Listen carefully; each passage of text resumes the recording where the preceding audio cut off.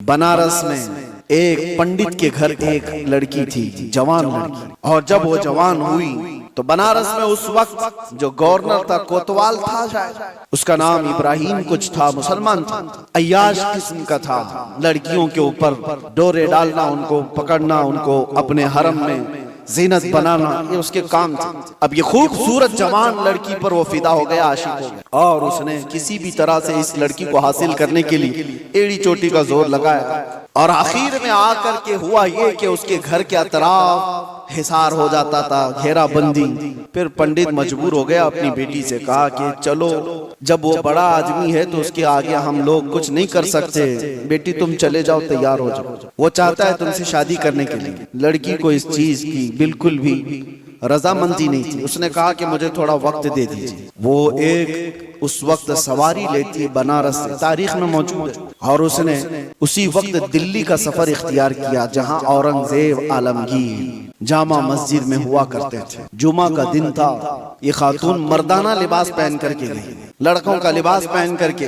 जब बादशाह इस्लाम उस वक्त के सुल्तान निकल रहे हैं और लोगों से उनकी हाजतें पूछ रहे हैं, उसी वक्त ये लड़की खड़ी थी। औरंगजेब ने अपनी चादर उठा करके दे दी और कहा, बेटी इस लिबास में तुम्हें अच्छा नहीं लगता, तुम अपना चेहरा ढाक लो, तुम अपना सर ढाक लो, और तुम्हारी क्या हाजत है?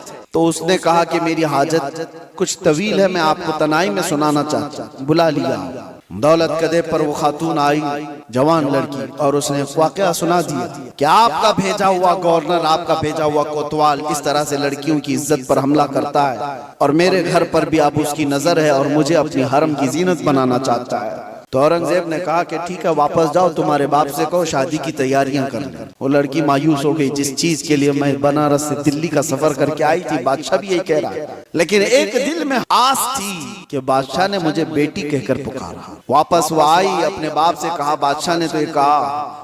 बाप ने कहा कि बेटा अब कहाँ इंसाफ है, तुम तैयारी कर लो। डोली सज गई और शादी का दिन भी आ गया।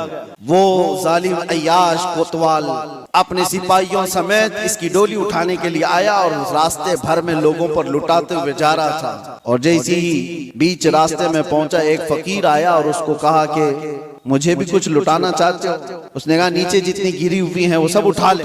उस फकीर ने उसको बग्गी से नीचे खींच लिया। तो जैसे ही नीचे खींचा, ये कोतवाल जल्लादों से पुकार कर कहा कि कौन फकीर है जो बदतमीजी कर रहा है, तुम सबके सब आ जाओ। फकीर अपना जुब्बा उठाता है तो वह औरंगजेब वहां